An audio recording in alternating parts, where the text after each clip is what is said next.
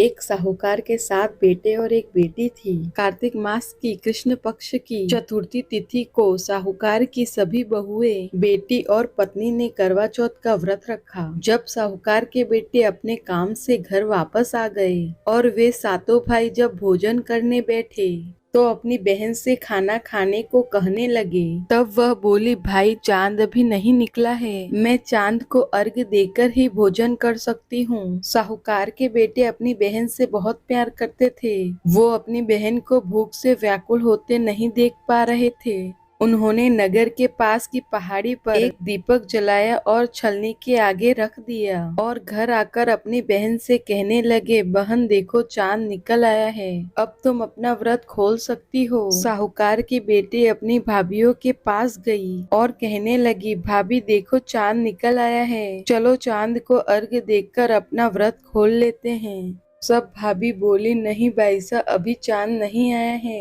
भूख से व्याकुल वो चांद को अर्घ्य देकर भोजन करने बैठ गई। जैसे ही पहला निवाला डाला उसे छींक आ गई, दूसरा निवाला खाया उसमें बाल आ गया, तीसरा निवाला खाते ही ससुराल से बुलावा आ गया कि उसका पति बीमार है, जितना जल्दी हो सके उतना जल्दी चलो। माँ ने उसे विदा करने के लिए बक्सों में से जैसे ही कपड़े निकालने लगी, कभी काले तो कभी सफेद कपड़े ही निकलते। माँ और भी ज्यादा घबरा गई। बेटी ने कहा, माँ यह सब रहने दो, यहाँ से लेकर घर तक रास्ते में तुझे जो भी बड़ा छोटा मिले उनके पैर छूती जाना, और जो कोई भी सदा सुहागन का आशीर्वाद दे तभी अपने पल्ले की गांठ बांध देना। तब साहूकार की बेटी बोली, ठीक है माँ, और वो अपने ससुराल को निकल पड़ी। चलते चलते उसे रास्ते में जो भी मिलता उन सब के पैर छूती गई। उन सब ने उसे खुश रहो, सुखी रहो, पीहर का सुख मिले, ऐसा ही कहा। वो चलते चलते अपने ससुराल पहुंच गई। ससुराल में उसकी छोटी ननद खेल रही थी। जब उसने छोटी ननद के पैर छुए तो उसने आशीर्वाद दिया, सदा सौभाग्यवती भव, पुत्रवती हो। यह सुनते ही उसने अपने पल्ले में गांठ बांध दी और अंदर गई। अंदर जाकर देखा तो आंगन में उसके पति का शव रखा था और उसे ले जाने की तैयारी हो रही है। वो बहुत रोई। जैसे ही उसके पति को ले जाने लगे, रोती हुई बोली, मैं इन्हें कहीं नहीं ले जाने दूंगी। जब कोई नहीं माना तो साथ जाने की जिद करने लगी। उसकी जिद के आगे हार कर सभी ने कहा, ले चलो इसे। वह साथ साथ चलने लगी।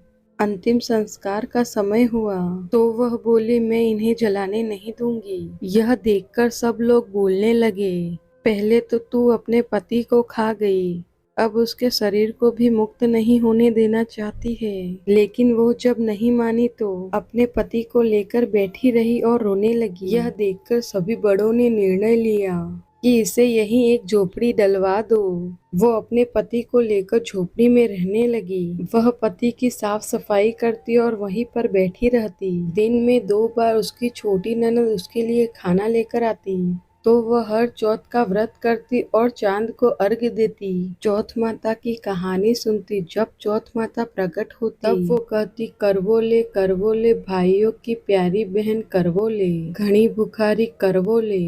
तब वो उन चौथ माता से अपने पति के प्राण मांगती, लेकिन वह उनसे कहती, हमसे भी बड़ी चौथ आएगी, तब उनसे अपने पति के प्राण मांगना। एक एक करके चौथ आई, सभी यह कहकर चली गई।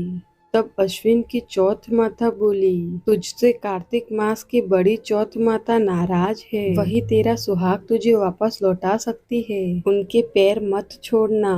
सुहागन का 16 श्रृंगार का सामान तैयार कर लेना। जब कार्तिक मास की बड़ी चौथ करवा चौथ आई तो उसने अपनी छोटी ननद से 16 श्रृंगार का सामान मंगवाया। छोटी ननद ने यह बात घर जाके सास को बताई। सास को यह बात जब पता चली तो वह बोली, वो जो मांगती है दे दो।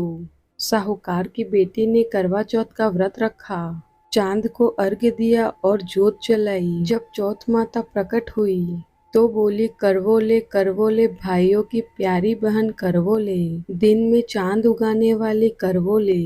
उसने उनके पैर पकड़ लिए और उनसे अपने पति के प्राण मांगने लगी। तब चौथ माता बोली, तू तो बड़ी भूखी है, 7 भाइयों की प्यारी बहन है, सुहाग का तेरे लिए क्या काम। तब वह बोली, माता मैं आपके पैर तब तक नहीं छोड़ूंगी जब तक मेरा सुहाग वापस नहीं कर देती। तब चौथ माता ने एक एक करके उससे सुहाग का सामान मांगा। उसने सुहाग का सारा सामान चौथ माता को दिया। तब चौथ माता ने अपनी आंख से काजल निकाली, नाखूनों से मेहंदी निकाली, मांग से सिंदूर निकाला और उस करवे में घोलकर छोटी उंगली का छींटा दिया। उसका पति जीवित हो गया। चौथ माता जाते जाते उसकी झोपड़ी पर लात मार गई, जिससे उसकी झोपड़ी महल में बदल गई। जब उसकी छोटी ननद खाना लेकर आई तो देखा तो झोपड़ी की जगह पर महल खड़ा है। उसने अंदर जाकर देखा तो उसका भाई जीवित हो गया था।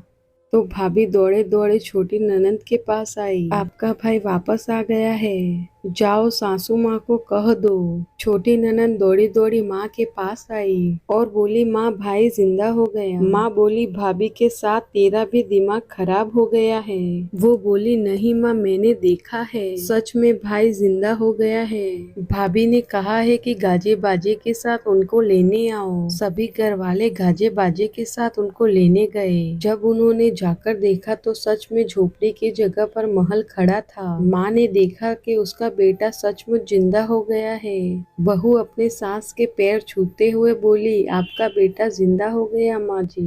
तब सास ने उसे कहा कि मैंने तो इसे 1 साल पहले ही मरा हुआ समझ लिया था, लेकिन यह तेरे कारण ही जिंदा हो पाया है। तूने ही 1 साल तपस्या करके अपने पति को जिंदा किया है। फिर सब गाजे बाजे के साथ दोनों को घर लेकर जाते हैं।